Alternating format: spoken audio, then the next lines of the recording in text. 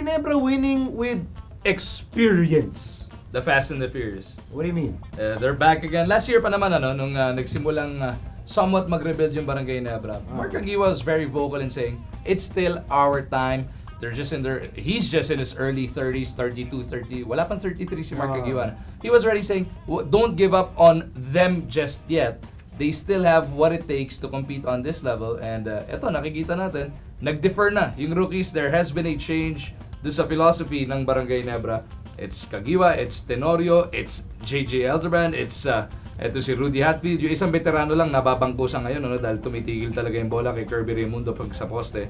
Pero it's the veterans leading the way. Makita mo pag fourth quarter sila talaga bumabomba dyan.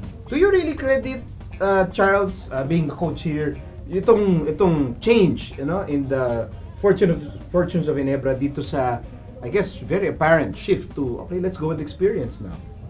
Well, I think for one thing, they were just in a losing streak and syempre nakaka-frustrate na, but winning will cure everything. So they finally broke out of their slump. They won a game, unfortunately against us. Then now they're starting to figure things out a little bit more. Like what Magu said, the other guys are deferring, and guys like Ellis and Jensen, they're young, no doubt. They're also good players, no doubt. But syempre sometimes you have guys like Kagiwa. He's proven himself time and time again. Look at the way he's playing right now. He's been really dominating. L.A. Tenorio's finally playing much better. So their veterans are also playing well. Billy Mamaril, he had a great game, 16 and 12, which he hasn't had in like 3 years now. But Ginebra's been a consistent playoff team the past how many years? So they know what it takes and they have what it takes to be winning. So it was just a matter of time of them just figuring things out again. Are we overemphasizing? Really highlighting the veterans and their involvement in this winning streak? I don't think so. I think they deserve the attention. But then more than what Mark Aguiwa or LA or Helterbrand, I think it's the emergence of Wilson and Mamaril that has changed the outlook for Ginebra. Because in the past games, pag crucial stage na ng game, you know that the ball is going to L.A. Tenorio and he's going to pass it to Mark Aguiwa. Not anymore. You saw it in their game against Alaska. It was actually Wilson going for the drive and Mamaril tipping the ball in. So you have one crucial stretch of the game when the front court, the experienced front court of Ginebra, won the game for them. Yun nga lang, may trade-off, and that is hindi na makakalaro masyado si Keith Jensen. Who hasn't? You can't doubt the results. See, Jensen hasn't seen the floor in what, 3 games now? I think very apparent yung change sa rotation. Yeah. I mean, Ellis nakakalaro pa, but not like before that he would start. Minsan si Jensen pa would start. Yeah. So si Jensen, di na natin nakikita yung anino niya on the court. Kirby clearly has been affected by the adjustment sa rotation. But apart from the experience factor, I mean, what else is helping Ginebra win?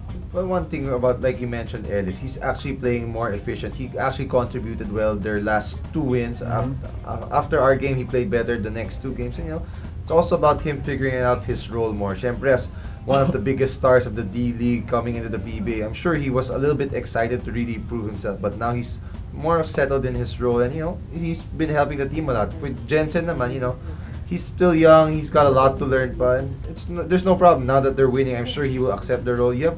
Guys like Rudy Hatfield, Rico Meyerhofer, Willie Wilson, they're ultimate team players. They just do the little things, and they've been what it takes for Ginebra so far. They're doing the little things that Ginebra needs to win. Alam mong pinakamalaking nakakatulong, might sound cliche or something, pero it's the crowd. Yung crowd ng Barangay Ginebra. Yung laro nyo sa Cuneta Astrodome, Global Port Barangay Ginebra, the stadium was a little bit more half filled.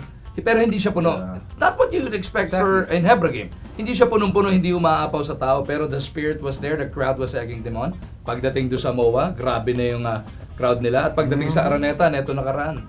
The guys speed up. Huwag mo ko paluin. Hindi kita papaluin. Nawa ko lang yung script. Ito naman.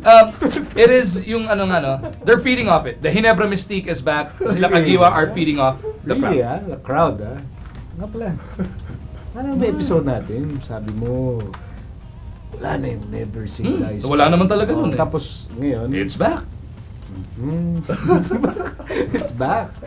saan napunta ba't bumalik? Ewan ko. Pahinga lang, natulog lang raw sa Dude, that was 33 days. 33 days silang hindi nanalo. Oh, tapos, and then, what made that never say die spirit? So nag-die muna siya sandali. Oo nga, this Even during that span, yung 5-game losing streak, Oh. you heard the crowd late in games, nagchicheer pa. natatambakan yung Ginebra. Magchicheer They were pa. cheering them on, but you saw no life. Sa court. Doon sa court, doon sa mga players. players. Pero ngayon, they're starting to embrace it again. The veterans are getting more minutes.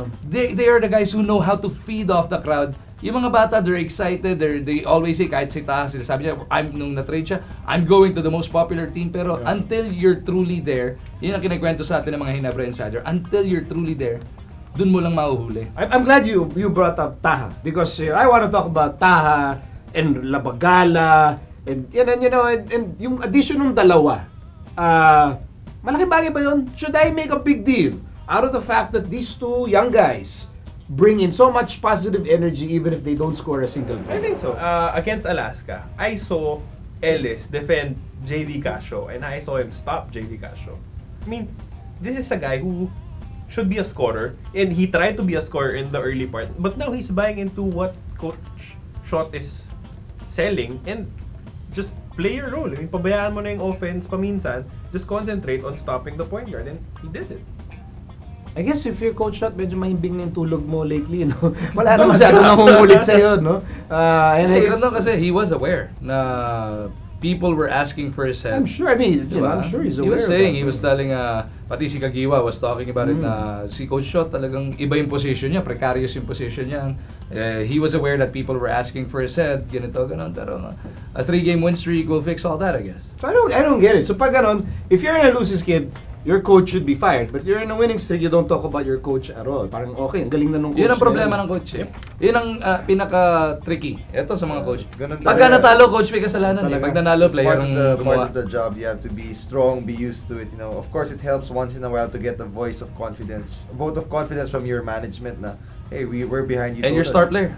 Mark Kagiwa was behind Mark Coach Shot Kagiwa. all the way. Okay, so experience is one factor, and you have the selfless guys playing. So if you're a Ginebra fan, all you want to do is watch this thing continue, sustain and maintain.